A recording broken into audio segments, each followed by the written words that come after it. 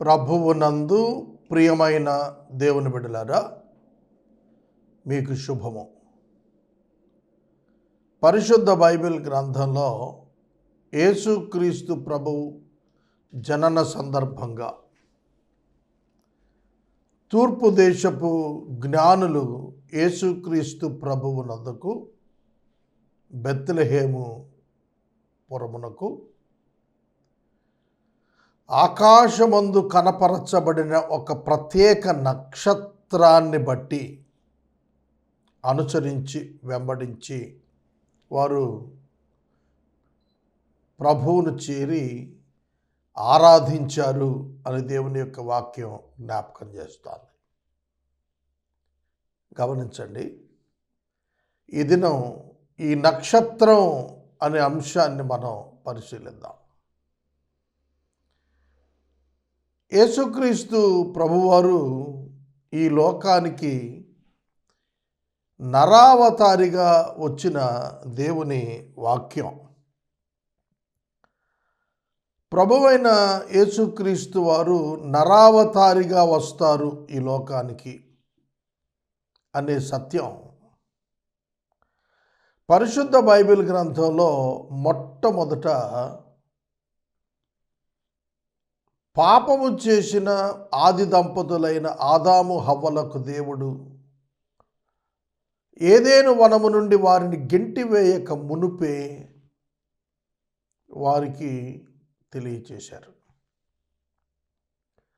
అపవాదితో మాట్లాడుతూ, సర్పంతో మాట్లాడుతూ, నీ సంతానమునకు స్త్రీ సంతానమునకు వైరం కలుగ చేస్తాను, నీవు దాని మడిమ మీద కొడతావు, అది నిన్ను తల మీద కొడుతుంది అన్నారు.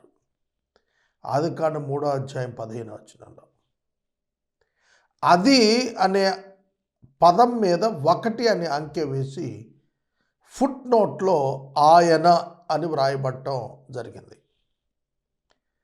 అంటే స్త్రీ సంతానంగా పుట్టేటువంటి ఆ నరుని యందు అపవాది యొక్క శిరస్సు, అధికారం, బలం అణగదొక్కబడుతుంది అనే విమోచన పథకం, రక్షణార్థమైనదిగా దేవుడు అనుగ్రహించేటువంటి నిత్యజీవ పథకాన్ని గురించి పాపము చేసినటువంటి ఆదాము హవ్వలకు దేవుడు ముందుగా తన కృప ద్వారా తెలియచేశాడు. కనుక స్త్రీ సంతానంగా ఒక నరుడు వస్తాడు. ప్రపంచ మానవ సంతతి అంతా పురుషుని ప్రమేయము వలన కలిగిన సంతతి. పురుషుడు స్త్రీని కూడుట వలన స్త్రీ గర్భవతి అయి కనినటువంటి సంతతి ప్రపంచ మానవ జాతి. కానీ యేసుక్రీస్తు ప్రభువారైతే కన్యక గర్భాన్న పరిశుద్ధాత్మ శక్తి చేత వాక్యము నర అవతారంగా రూపుదిద్దుకుని శిశువుగా జన్మించటం, ఇది ఆయన జన్మలో ప్రత్యేకత. ఆయన శరీరమును ధరించాడు. ఆయన ఆకారమందు మనుషుడిగా కనపడ్డాడు. ఆయన పాప శరీరాకారంతో ఈ లోకానికి వచ్చాడు. అర్థమవుతుందా? ఆయన శరీరము, మానవ శరీరం ఆయనకు అవసరమై ఉన్నది. ఎందుకనగా ప్రాయశ్చిత్తం చేయటానికి కావలసిన రక్తం ఆ మానవ శరీరంలో లభ్యమవుతుంది. పాత నిబంధనలో ప్రతి సంవత్సరం పునరావృతమవుతున్నటువంటి బలులు జంతువుల యొక్క రక్తం చేత, అనగా నిర్దోష రక్తం వాటికే ఉంది. మానవులు పాపం చేసి పాప పంకిల రక్తం కలిగి ఉన్నారు. కనుక మానవ విమోచనార్థం మానవుని రక్తం చిందించబడాలి. మానవుని రక్తం చిందించబడాలి. ఆ మానవుడు పరిశుద్ధుడై ఉండాలి, అనగా పురుషుని నుండి రాకూడదు. కన్యక గర్భాన దేవుని చేత శరీరాకృతి ధరించబడిన వాడై రావాలి. అలా వచ్చినప్పుడు కొన్ని సూచనలు బైబిల్లో చెప్పాడు. అవి యెషయా 7:14 కన్యక గర్భవతి అయి కుమారుని కనును, అతనికి ఇమ్మానుయేలు అని పేరు పెట్టుదురు. 650 సంవత్సరాలకు పూర్వమే యెషయా ప్రవచించాడు యేసు పుట్టుకకు ముందుగా.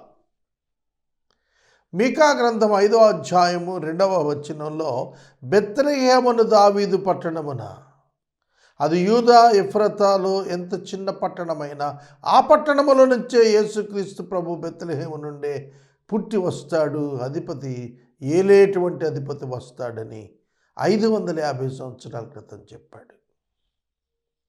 యేసుక్రీస్తు ప్రభువు వారి యొక్క శిలువ శ్రమలను గూర్చిన ప్రత్యక్షత పొందినటువంటి దావీదు మహారాజు తన 22వ సంకీర్తనలో, నా దేవా నా దేవా నన్నేల చేయి విడిచితివని ఆక్రందన క్రీస్తుని గురించి తెలియపరిచాడు.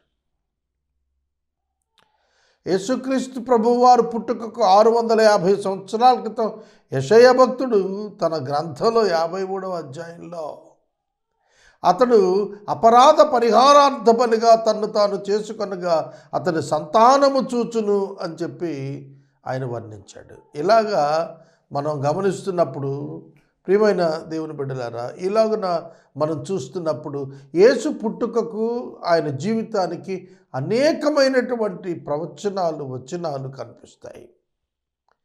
అంతేకాదు సంఖ్యాకాండం 24వ అధ్యాయంలో యాకోబులో నక్షత్రం ఉదయిస్తుంది, యూదాలో నుండి రాజదండం తొలగిపోదని కనబడుతుంది.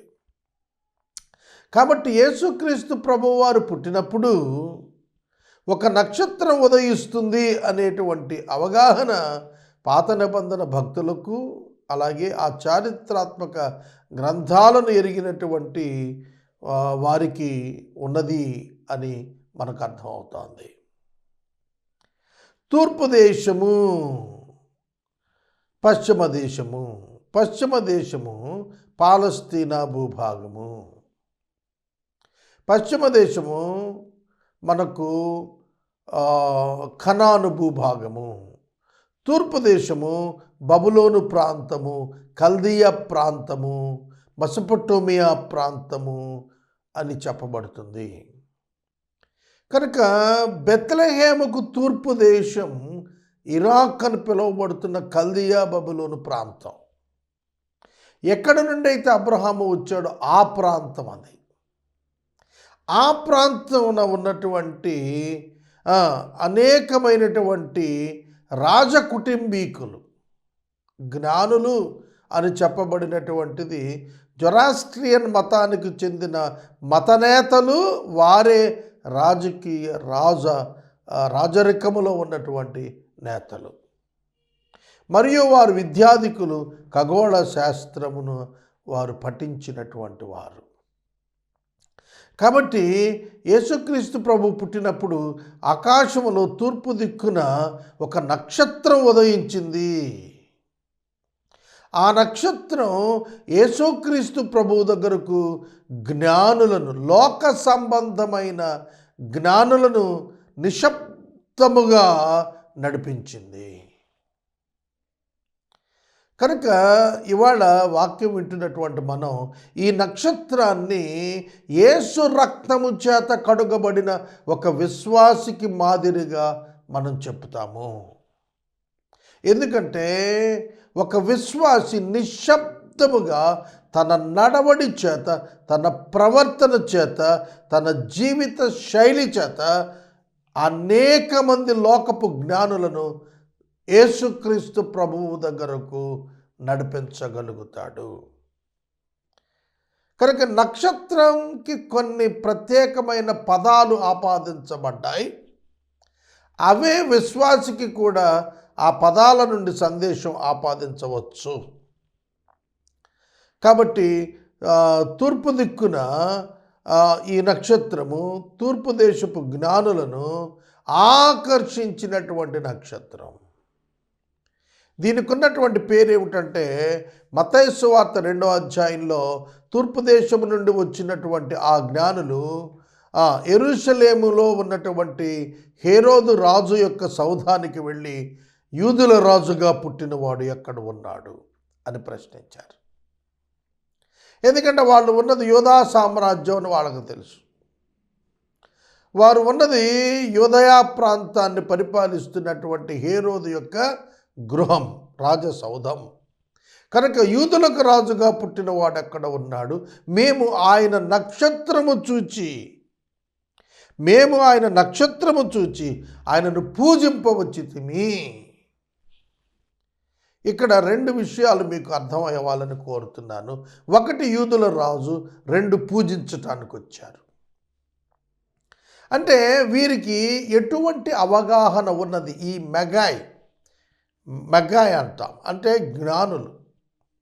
వీరికి ఎటువంటి అవగాహన ఉందంటే యూదులకు రాజుగా పుట్టినవాడు నరుడు కాడు, దేవుడు, నరావతారాన ఉన్న దేవుడు. అందుకు ఆయన పూజార్కుడు, కనుక మేము పూజించటానికి వచ్చాం అన్నారు. ఆశ్చర్యం కదా. యూదులకు ఇది ఒక షాక్ లాంటిది. ఎందుకంటే they never worship human being, they worship only the lord. వాళ్ళు యూదులు ఒక్క దేవుణ్ణే ఆరాధిస్తారు తప్ప మనుషుల్ని ఆరాధించరు. అటువంటప్పుడు వీరు తూర్పు దేశం నుండి వచ్చిన జ్ఞానులు హేరోదు రాజు దగ్గరకు వచ్చి అంటున్నారు, మేము ఆయనను ఆరాధించటానికి, ఆయనను పూజించటానికి వచ్చాము.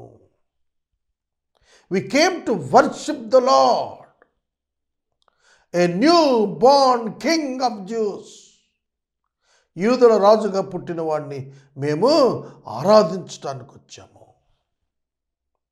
కాబట్టి వారికున్న వాక్య పరిజ్ఞానం ఏంటంటే ఆ పుట్టినవాడు దేవుడు, ఆయన ఆరాధనకు అర్హుడు, ఆయన పుట్టాడు గనుక నక్షత్రం ఖగోళ శాస్త్రాన్ని ఆశ్చర్యపరిచేటట్లుగా ఒక గొప్ప వెలుగు వారిని ఆకర్షించి నడిపించి తీసుకుని వచ్చింది.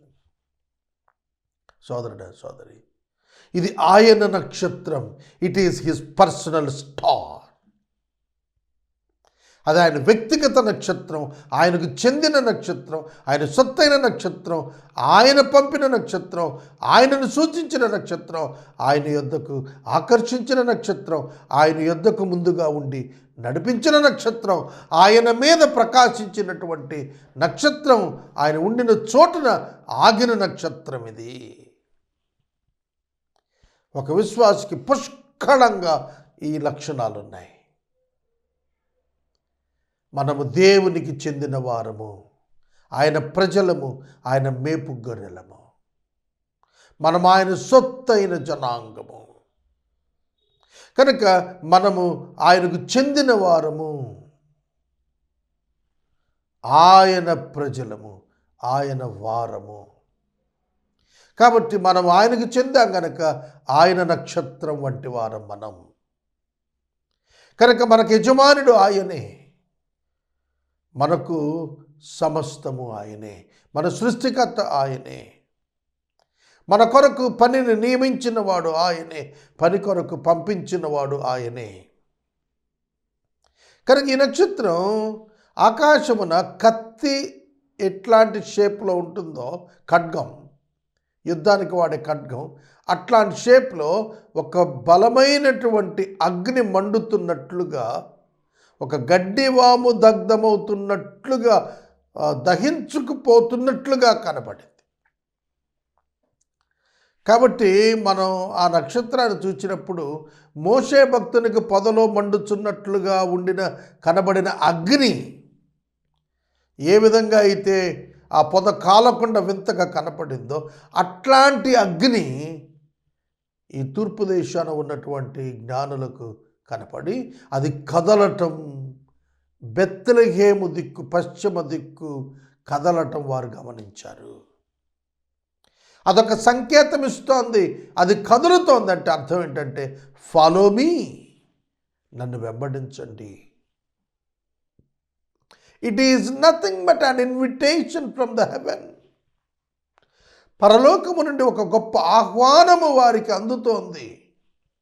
అది మండుతోంది, అది మెరుస్తోంది, అది ప్రకాశిస్తోంది. విశ్వాసి ఆత్మలో మండుతుంటాడు, అంతరంగంలో ప్రకాశిస్తూ ఉంటాడు, సమాజంలో ప్రభావాన్ని చూపుతూ ఉంటాడు. That attracts the people of the world. లోక సంబంధమైన ప్రజలను అది అట్రాక్ట్ చేస్తుంది. విశ్వాసులోని మంట, విశ్వాసులోని వెలుగు, విశ్వాసులోని ప్రభావం లోకస్తులను ఆకర్షిస్తుంది. అది కదులుతోంది. మిగిలిన నక్షత్రాలు వాటి వాటి కక్షలలో తిరుగుతాయి. అయితే ఇది ఆ వాటి కక్షలలో తిరుగుతున్నట్లు కాదు, అది బెత్లెహేము వైపు మూవ్ అవుతోంది. That attracted the magi. ఆ దేశపు రాజులైనటువంటి వారు, పురోహితులైనటువంటి వారు, జ్ఞానులైనటువంటి వారుగా వారు బయలుదేరి ప్రయాణం ప్రారంభించారు.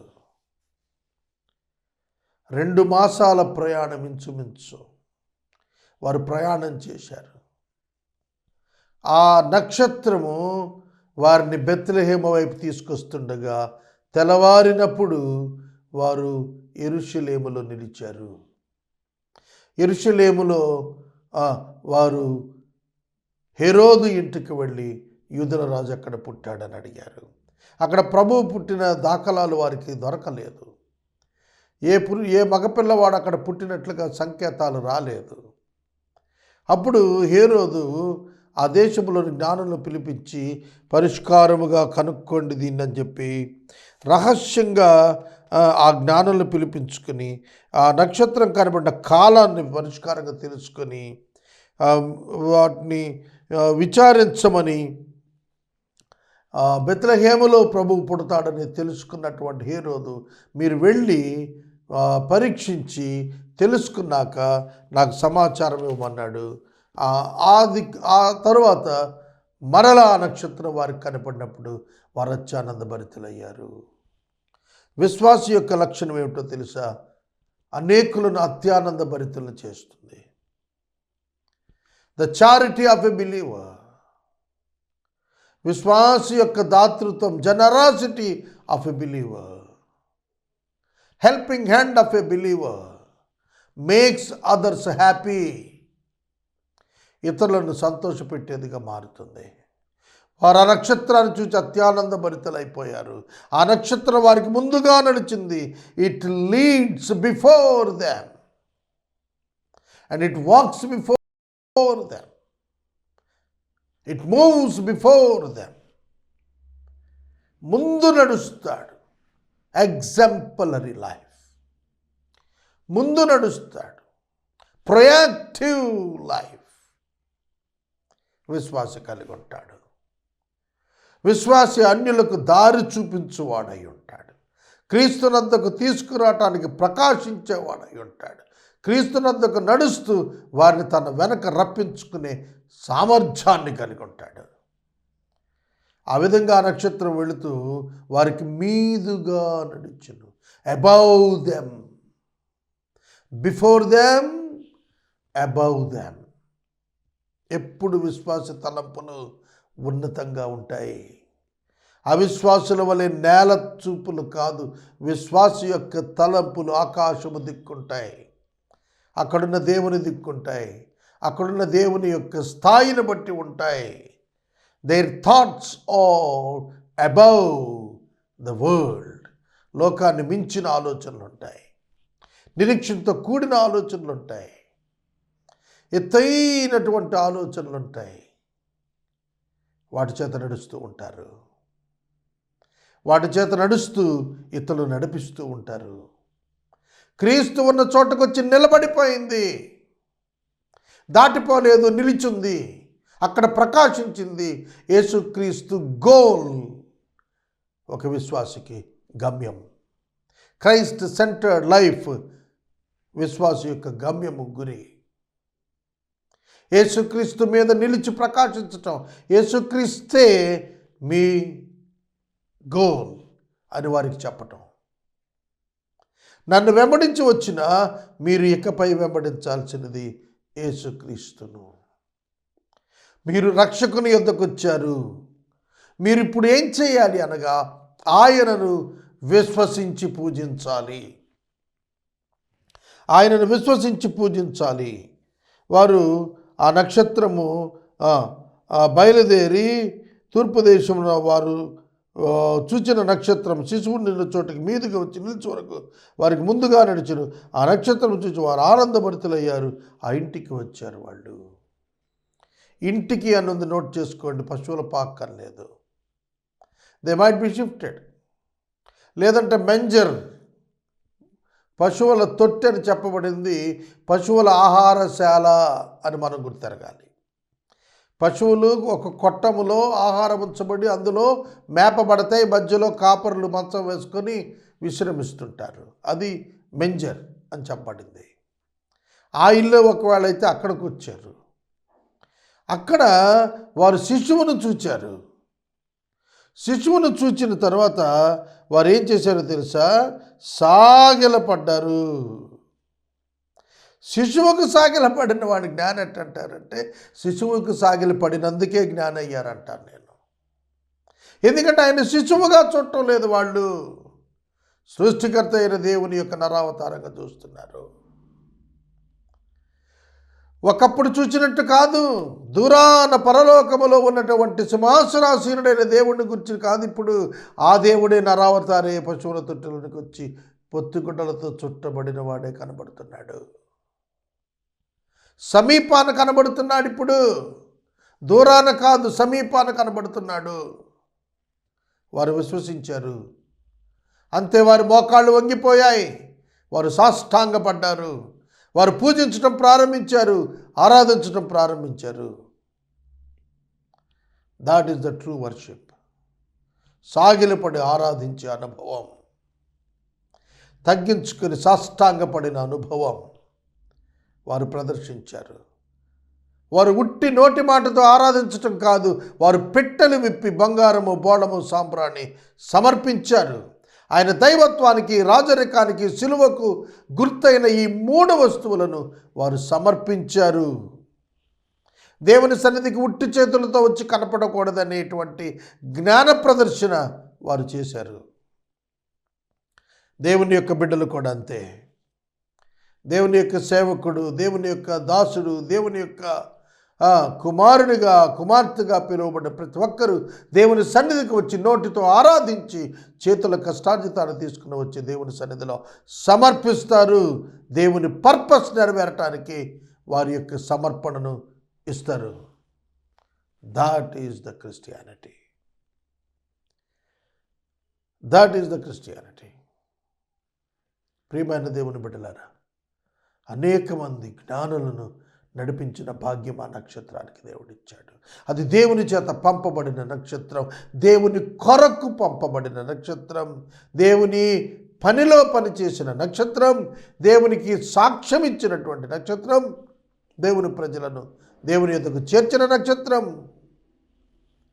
దేవుని యొద్దకు వెళ్ళిపోయిన నక్షత్రం. ఆ తరువాత ఆ నక్షత్రం మరి ఎవరికీ కనపడలేదు. జ్ఞానులు దేవునిచ్చే బోధించబడి వేరొక దాన్ని వెళ్ళిపోయిన తర్వాత ఆ నక్షత్రం మరలా వాళ్ళకి కనపడలేదు, ఎవరికి కనపడలేదు. అంతర్ధానమైన నక్షత్రం, శబ్దము చేయని నక్షత్రం.